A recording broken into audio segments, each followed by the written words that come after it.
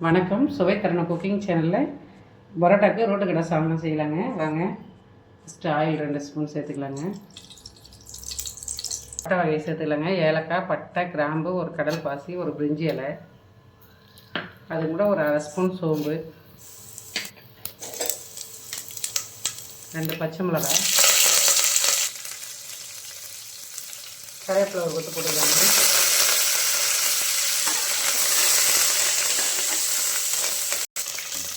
பெரிய ஒரு 3 வெங்காயம், பெரிய வெங்காயம் ஸ்லைஸ் பண்ணி வச்சுக்கிறேங்க. இதே இதில் சேர்த்து வதக்கலாங்க. இந்த குருமாவுக்கு வெங்காயம் மட்டும் தாங்க, நாங்கள் வேறு எதுவும் வெஜிடபிள்லாம் சேர்க்கல, அதனால் வெங்காயம் மட்டும் சேர்த்துக்கலாம்.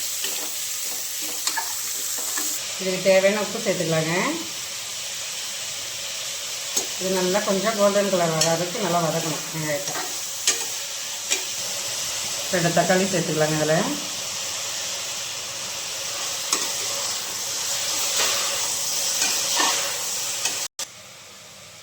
தக்காளி சீக்கிரம் வதங்குங்க. இது மஞ்சள் போட்டுக்கலாங்க. போட்டு நல்லா வதக்கிட்டு இதில் இப்போ மிளகாத்தூள் சேர்க்கலாங்க.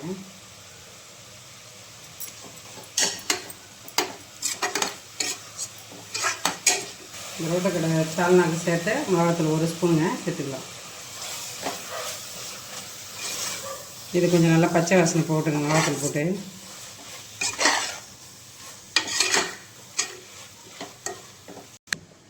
இப்போ இந்த ரோட்டு கடை சால்னாக்கு தேங்காய் அரைச்சிக்கிறேங்க. இந்த தேங்காய் கூட கொஞ்சம் கசகசா, ஒரு பட்டை, ஒரு லவங்கம், சின்ன வெங்காயம், இஞ்சி பூண்டு பேஸ்ட்டு எல்லாத்தையும் போட்டு அரைச்சிட்டேங்க. இது கூட 4 முந்திரி சேர்த்து அரைச்சிக்கணுங்க. அரைச்சி இதில் ஊற்றி கொஞ்சம் எண்ணெய் பிரிஞ்சு வர வரைக்கும் வதக்கணுங்க.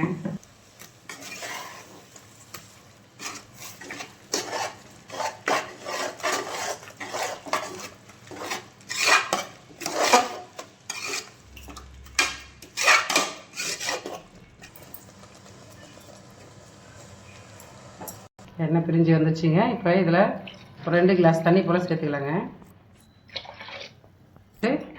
ஒரு 3 விசில் விட்டுக்கலாங்க.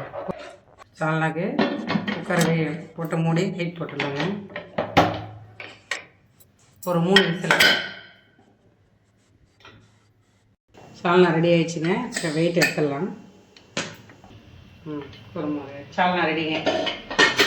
இப்போ இதில் கொத்தமல்லி தூவி விட்டு இறக்கலாங்க. பரோட்டா நல்லா அடிச்சிக்கலாங்க.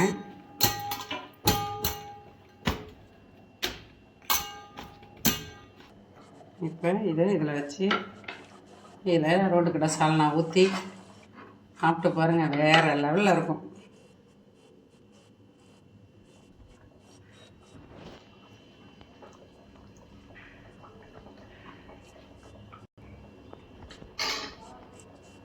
சால்னா வெஜ்ஜி சால்னா மாதிரி தெரியாது, சிக்கன் சால்னா மாதிரியும் தெரியுங்க.